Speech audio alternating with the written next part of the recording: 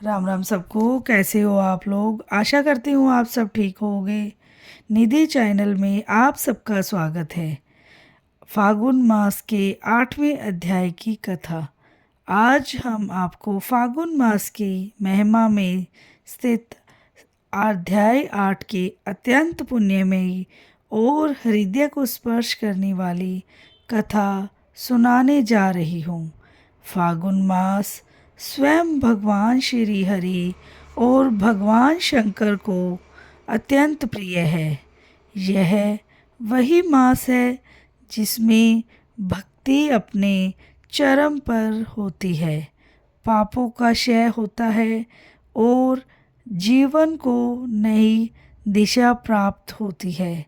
आज की यह कथा केवल सुनने के लिए नहीं बल्कि आत्मा में उतारने के लिए है। अतः मन, वचन और कर्म से शांत होकर कथा में प्रवेश करें। प्राचीन काल में जब धरती पर धर्म और अधर्म के बीच संघर्ष बढ़ने लगा, तब देवताओं ने भगवान विष्णु की आराधना की। देवताओं ने हाथ जोड़कर कहा, हे जगन्नाथ, हे पालनकर्ता, जब जब धरती पर अधर्म बढ़ता है तब तब आप अवतार लेकर हमें संकट से उबारते हैं। इस काली काल में जीव अत्यंत दुखी है। कृपा कर फागुन मास की ऐसी महिमा बताइए जिससे साधारण मनुष्य भी भव सागर से पार हो सके। भगवान विष्णु मंद मंद मुस्कुराए और बोले, देवगण, फागुन मास में जो भी श्रद्धा से और नियम से मेरी कथा का श्रवण करता है, विशेषकर अध्याय 8 की कथा, वह जन्म जन्मांतर के पापों को मुक्त हो जाता है। इस अध्याय में एक ऐसे भक्त की कथा आती है जो न तो विद्वान था और न ही धनवान। वह केवल सरल हृदय वाला मनुष्य था। उसका नाम था धर्मदास। धर्मदास एक छोटे से गांव में रहता था। उसका जीवन संघर्षों से भरा हुआ था। खेती ठीक से नहीं होती, संतान रोगी रहती और घर में कलह बनी रहती। किंतु एक बात थी, धर्मदास के मन में भगवान के प्रति अटूट विश्वास था। एक दिन गांव में एक साधु जी आए। उनके मुख पर अद्भुत तेज था। धर्मदास ने उन्हें आदरपूर्वक भोजन कराया और चरणों में बैठाकर बोला, महाराज, मेरे जीवन में केवल दुख ही दुख है। क्या कोई ऐसा उपाय है जिससे मेरा जीवन सुधर सके? साधु मुस्कुराए और बोले, वत्स, फागुन मास चल रहा है।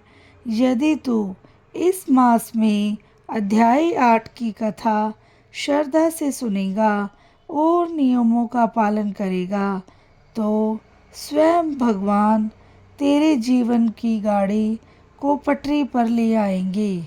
धर्मदास ने साधु से कहा, कथा के नियम पूछे। साधु बोले, फागुन मास में सात्विक भोजन करना चाहिए, प्रतिदिन स्नान करना चाहिए, जल्दी उठकर स्नान करें, कथा के समय मन की एकाग्रता होनी चाहिए, किसी का अपमान नहीं करना चाहिए और जितनी श्रद्धा हो आप दान करें। धर्मदास ने यह सब नियम स्वीकार किए और पूरे मन से संकल्प लिया। पहले ही दिन जब उसने कथा सुनी, उसके मन में अद्भुत शांति उतर आई। वर्षों से जो मन अशांत था वह धीरे धीरे स्थिर होने लगा। और जैसे जैसे दिन बीतते गए, धर्मदास के जीवन में छोटे छोटे परिवर्तन दिखाई देने लगे। घर की कलह कम होने लगी, पत्नी के चेहरे पर मुस्कान आने लगी, रोगी संतान के स्वास्थ्य में सुधार दिखाई देने लगा। एक रात धर्मदास ने स्वप्न देखा। स्वप्न में भगवान विष्णु स्वयं उसके द्वार पर खड़े हैं, पीतांबर धारण किए, हाथ में शंख चक्र गदा और पद्म। भगवान बोले, वत्स धर्मदास, तूने फागुन मास की कथा को केवल सुना नहीं, उसे जिया है। यही भक्ति है। अध्याय 8 में यह भी बताया गया है कि फागुन मास में कथा सुनने मात्र से बड़े बड़े पाप नष्ट हो जाते हैं। चाहे अनजाने में किया गया पाप हो या जाने अनजाने में, भगवान अपने भक्त को क्षमा कर देते हैं।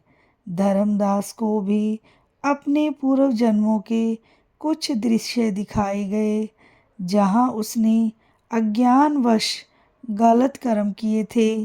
भगवान ने कहा, इन सब का प्रायश्चित तूने इस कथा श्रवण से कर लिया है। यह सुनकर धर्मदास की आंखों से अश्रुधारा बहने लगी। अब धर्मदास केवल स्वयं के लिए नहीं जी रहा था, वह गांव के लोगों को भी कथा का महत्व समझाने लगा और गांव के लोगों को भी कथा में आनंद आने लगा। धीरे धीरे पूरा गांव फागुन मास की कथा सुनने लगा। जहाँ पहले झगड़े होते थे, वहाँ अब भजन गूंजने लगे। जहाँ पहले ईर्ष्या थी, वहाँ प्रेम बहने लगा। इस अध्याय का सबसे बड़ा संदेश यही है कि भक्ति सरल होनी चाहिए। भगवान भाव के भूखी हैं, दिखावे के नहीं। समय, स्थान और परिस्थिति कैसी भी हो, यदि मन सच्चा है तो ईश्वर अवश्य सुनते हैं।